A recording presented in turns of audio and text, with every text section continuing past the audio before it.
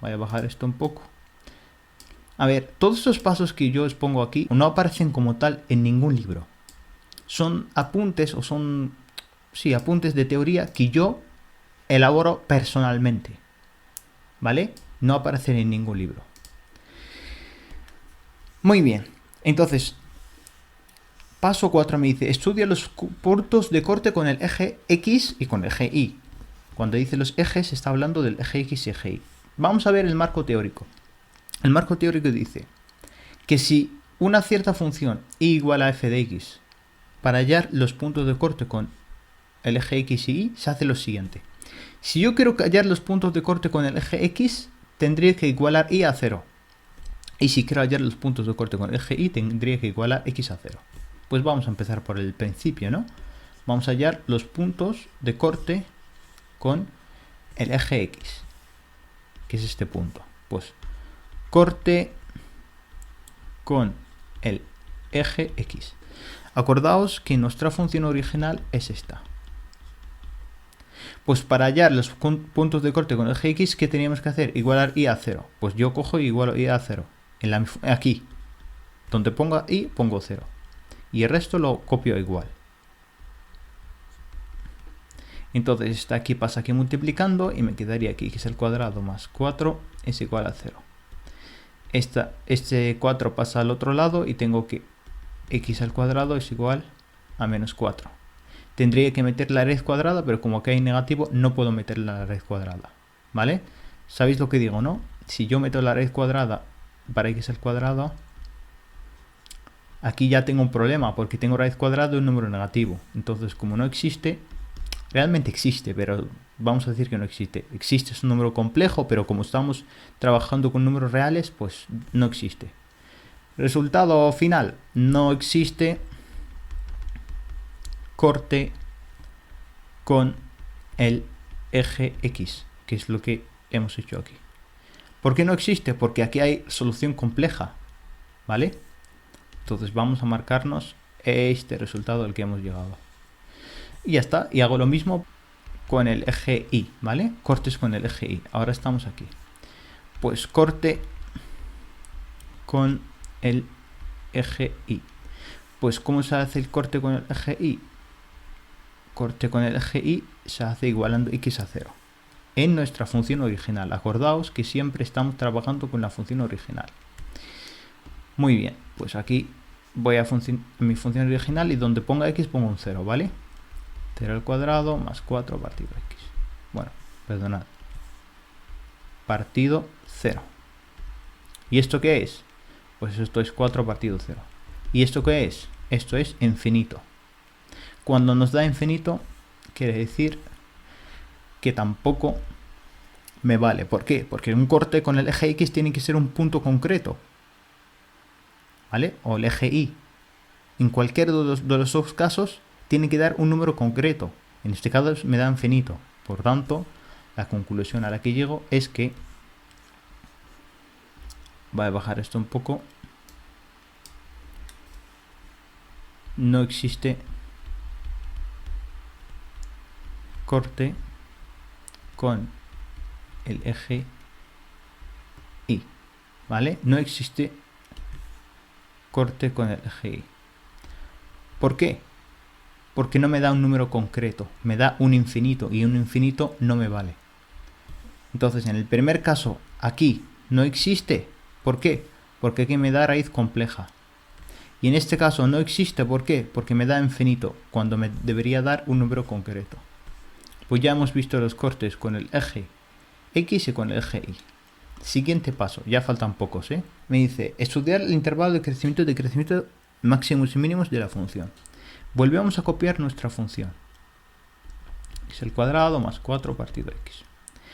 Y me dice, dado una cierta función, se estudian los máximos y mínimos intervalos de crecimiento y decrecimiento utilizando el siguiente procedimiento. 1. Derivar la función f de x. Lo primero que voy a hacer es derivar esta función. ¿Y cómo se deriva esta función? Pues la derivada del numerador sería 2x por el denominador sin derivar menos el numerador sin derivar por la derivada del denominador. Partido denominador al cuadrado. Lo voy a poner bonito, sería 2x al cuadrado menos x al cuadrado más 4 partido x al cuadrado. Y eso es lo mismo que 2x al cuadrado, y ahora multiplico este menos por lo que hay aquí dentro. Sería menos x al cuadrado menos 4 partido x al cuadrado. Y eso es lo mismo que pues x al cuadrado menos 4 partido x al cuadrado. Entonces la derivada de la función es x al cuadrado menos 4 partido x al cuadrado. Me lo guardo aquí. Entonces hemos hecho este primer paso, derivamos la función, y ahora dice igualar la derivada a 0 y sacar las raíces. Entonces lo que va a decir es coger la derivada e igualarla a 0. Eso implica coger x al cuadrado menos 4 partido x al cuadrado es igual a 0. Básicamente he cogido esta derivada, me la he copiado aquí y la he igualado a 0. Entonces este x al cuadrado pasa aquí multiplicando y tenemos que x al cuadrado menos 4 es igual a 0. Lo que es lo mismo que x al cuadrado es igual a 4. Lo que es lo mismo que x es más menos 2. Estas son las raíces. Raíces. Entonces ya tenemos el siguiente paso. El tercero dice colocar las raíces resultantes así como las asíntotas verticales sobre una recta. Lo que vamos a hacer ahora es dibujar una recta sin más. Así. ¿Vale? Vamos a colocar las raíces. Menos 2, 2. La que acabamos de sacar aquí. Y me dice, así como las asíntotas, importante, asíntotas verticales. ¿En qué punto teníamos asíntotas verticales? En x igual a 0. Voy a subir arriba. Si os acordáis, aquí está, asíntota vertical, x igual a 0. ¿Por qué se hace así? Porque sí. Sinceramente no sé el motivo, pero debería ser así siempre, ¿vale? Aquí está el 0. Pues ya está, lo tenemos. ¿Qué me pide ahora? Me pide el último paso, ¿vale? Estudiar el signo de la función derivada en los intervalos delimitados por las raíces halladas y las asíntotas verticales. Me dice si es positivo, creciente, y si es negativo, decreciente. Y los puntos donde hay, eso lo vamos a leer ahora, vamos a dejarlo de momento, pero básicamente me dice que yo tengo que ir aquí y estudiar qué pasa con la función en este intervalo, qué pasa con la función en ese intervalo, qué pasa con la función en ese intervalo y qué pasa con esta función en ese. ¿Qué función? Obviamente lo que vamos a estudiar es la derivada de la función, ¿vale? Entonces necesito copiarme aquí la derivada de la función. Lo tengo aquí, ¿vale? Me copio aquí la derivada de la función porque es la que con la que voy a trabajar.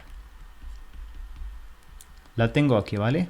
Y ahora tengo que estudiar qué pasa con esta función en esos 4 intervalos. En el intervalo 1, intervalo 2, intervalo 3, intervalo 4. Tengo que ver si es creciente, decreciente, etc. Muy bien. Pues cogemos y decimos, vale, en el primer intervalo, para estudiar cómo varía la derivada de la función en ese intervalo, lo que tengo que hacer es escoger un número que está a la izquierda del menos 2. Imaginaos, x vale menos 3.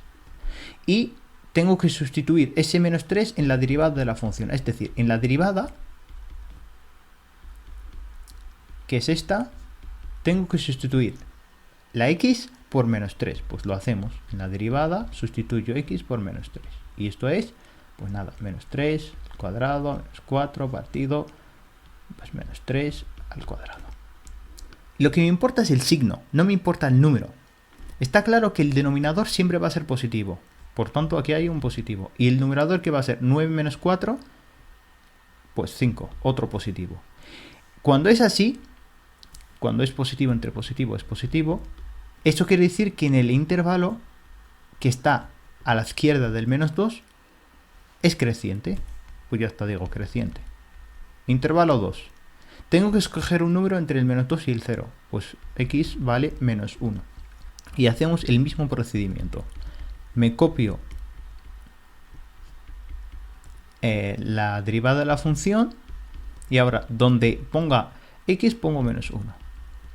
Pues menos 1 sería al cuadrado menos 4 partido menos 1 al cuadrado. Hemos dicho que el denominador siempre va a ser positivo porque está elevado al cuadrado. Y ahora, menos 1 cuadrado, 1, menos 4, menos 3, negativo. Entonces, ¿qué me queda? Pues negativo entre positivo, negativo. ¿Esto qué quiere decir? Que el intervalo entre 0 y menos 2 es decreciente. Pues ya está, decreciente. Intervalo 3, intervalo entre 0 y 2. El 3, ¿vale? Pues lo mismo, cojo un número entre el 0 y 2. Es el 1, por ejemplo. Y ahora pues hago lo mismo.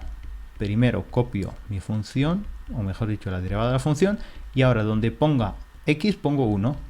Y eso sería 1 al cuadrado menos 4 partido 1 al cuadrado. Que eso vuelve a ser negativo entre positivo, negativo.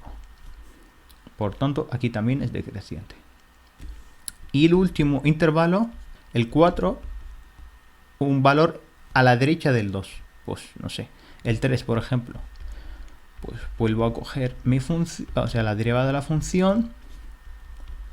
Y ahora donde ponga x pongo 3. Y eso me quedaría 3 al cuadrado menos 4 partido 3 al cuadrado. Y esto va a ser 9 menos 4, 5. Entonces es positivo y positivo, positivo, positivo. Y aquí entonces va a ser creciente. Con todo esto, ¿qué hemos conseguido? Hemos conseguido averiguar los intervalos de crecimiento y decrecimiento. ¿Por qué? Porque aquí básicamente vamos a poner crecimiento. Intervalos de, bueno, si queréis, intervalos de crecimiento. Entonces, ¿dónde crece la función? Pues aquí y aquí. Pues ya está. Del menos infinito hasta el menos 2, unión del 2 hasta el más infinito. Y me lo marco. Y ahora vamos a decir intervalo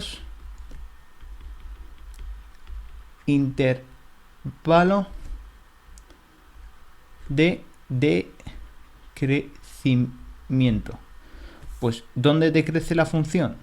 Pues ahora decrece aquí y aquí, ¿vale? Pues va a ser, básicamente, si queréis ponemos entre el menos 2 y el 0, unión entre 0 y 2. Y me lo marco. Me lo remarco aquí. Vale, pues ya sabemos dónde crece y dónde decrece. Nos quedaría saber los máximos y mínimos. Y ahora vamos a volver a lo que teníamos aquí a la derecha. Me dice, los puntos donde la función pasa de ser creciente a ser decreciente son máximos. Mientras que los puntos en los que pasa de ser decreciente a ser creciente son mínimos. Por lógica, si esta función crece a la izquierda del menos 2 y a partir del menos 2 decrece, es que aquí hay un máximo. ¿Qué es lo que nos dice aquí? ¿Vale? Dice, pasa de ser creciente, aquí lo vemos, a ser decreciente. Pues aquí lo vemos. Si es creciente, si algo hace eso, crece, luego decrece, ¿qué tenemos aquí? Un máximo. Es bastante lógico, ¿no? Vale. ¿Y qué sucede aquí? Pues lo contrario. Decrece, vemos aquí que decrece y luego vuelve a crecer. Pues otra vez lo mismo, tiramos de lógica. Si algo decrece y luego crece, ¿qué hay aquí? Pues un mínimo, ¿no? Pues ya está. En el 2 hay un mínimo. Pues si queréis ya me apunto todo esto aquí a la derecha donde tengo resumen. Tengo un máximo en x igual a menos 2 y un mínimo en x igual a 2.